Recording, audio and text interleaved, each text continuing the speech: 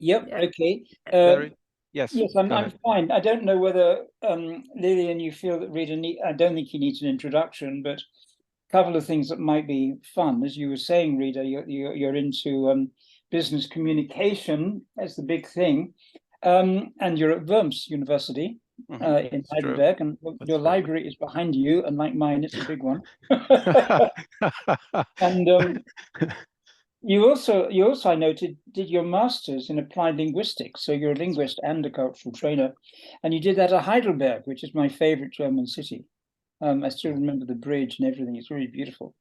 And then of course you did the TEFL qualification at University of East Anglia, where my son went in the UK. And of course, the link between the personal link between Rita and myself is that years ago, I can't quite remember when, I've been looking for it, Rita attended the BCTC, the Business Cultural Training Trainers course, which I still run at International House in London. And that's where we got to know each other. And I'm delighted that he's done so well since, including a wonderful presentation at the recent conference online. And hopefully again today. So Rita, on Arabs and Muslims and working successfully with them, and I work a lot with the Middle East, as George does and others. Over to you. All right. Thank you very much, Barry. Yes, I think it was 2011 when I did the course. 2011, I'll note it That's down. right. Yeah, it's been an eternity, It right? has, yeah. Okay. Okay. So working successfully with Arabs and Muslim. Mm. All right. So this is me. I'm going to keep it short and simple, not to say straight and stupid. My name is Ridha. Family name is Mejri. I got a master in applied linguistics. Grew up bilingually, biculturally, Tunisian and French. I teach at the Worms University of Applied Science. I'm a senior lecturer for business communication and cultural management. I'm also a company trainer and consultant. All right. So this is the biggest challenge, how to squeeze uh, working successfully with Arabs and Muslim in 40 minutes. So we usually do this in 2 days minimum. Anyway, so let's kick off. When is Ramadan this year? So Arabs are all the same, Monday. What is Eid? What is Hajj? Excuse me, Mr. Mahmoud, but what is your Christian name? Turks and Iranians are Arabs, aren't they? All Arabs are Muslims. And all Muslims are Arabs, right? All Arabs live in the desert and ride camels. Well, if you ask these or similar questions, don't go to the Arab world yet. Attend similar webinars or workshops. So this is what I intend to do, hopefully today. I'll talk a little bit about the Arab world. I'll talk a little bit about Islam and religion.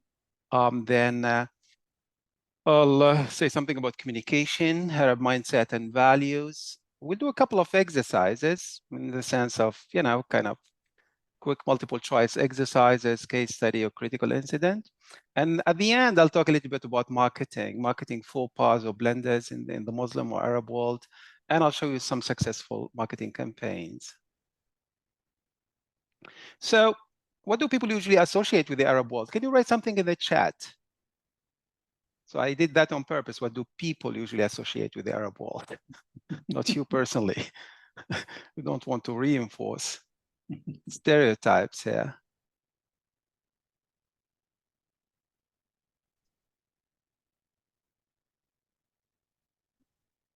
All right, any ideas?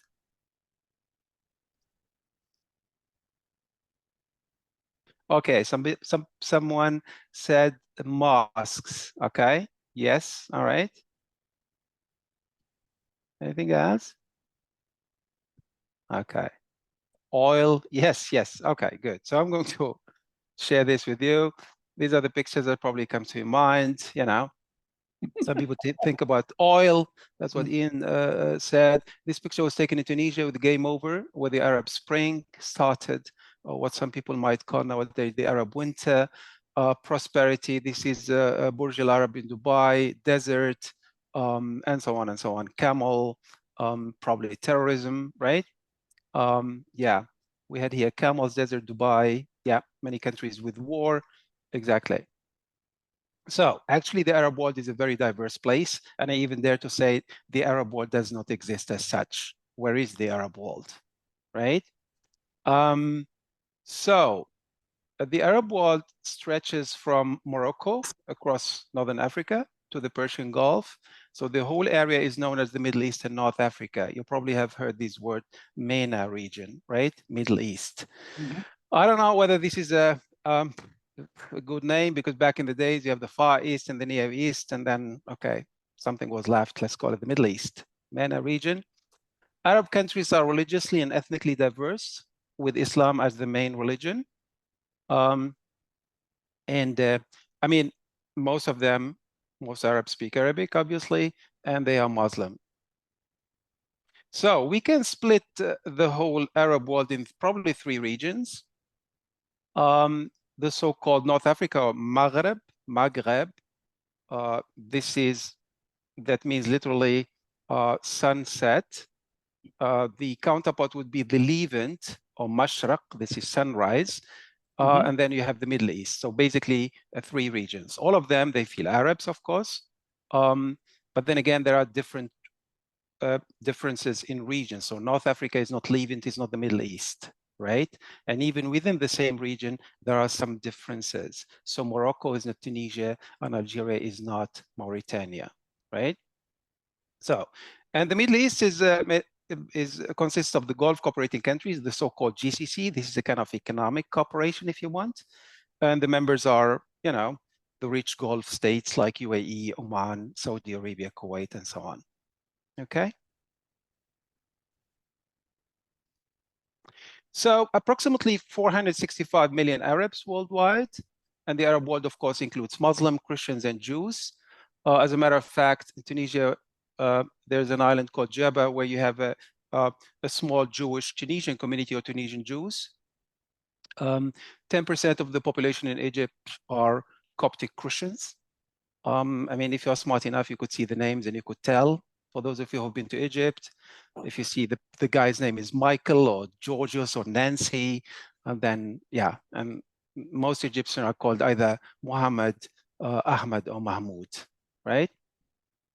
So actually Arab, I mean, how to define an Arab? I mean, it's like defining an American. It's not a race here. So basically, Arabs are people who shared, who have a shared history, base language, and a culture, right?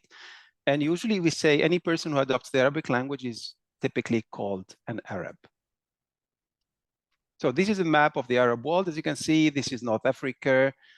These are the Levant countries, and then you have the GCC, or the Gulf states, 22 countries. So can you write in the chat quickly, which countries have the largest Muslim populations? This is an easy question.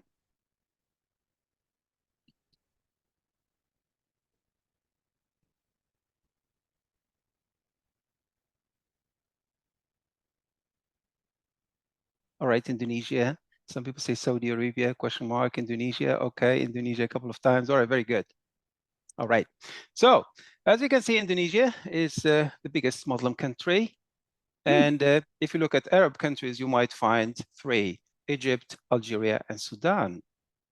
And the others are non-Arabs. Okay, so bottom line is not all Arabs are Muslims, and not all Muslims are Arabs. And actually the Arab world is a minority in the Muslim world. The Arab world consists of 22 countries. I think the Muslim world is about 56 or 57 countries. So let's talk a little bit about the language very quickly. The language, yeah, I mean, for those of you who are linguists among you, this phenomenon with the Arabic language is called diglossia. So that means you have a high variety and low variety of the language. There's the classical Arabic, which is the language of the Quran, and that sounds like Shakespeare in English, if you want. And there are various regional dialects. And what happened is there's a new variety of the language called MSA that is officially used in the media, like in Jazeera, for example, right? And this is called Modern Standard Arabic. So that means if you study the language, I mean, you study a language that you don't speak at home. So people who go to school, even in Tunisia or Algeria or whatever, they study a language that they don't speak in their daily life. But in the language of the books, for example, yeah. So if you buy a newspaper in Beirut or in Marrakesh or in Doha, everybody can read it. So let's go move on a little bit to communication. And what could your Arab business partner mean with the following statement?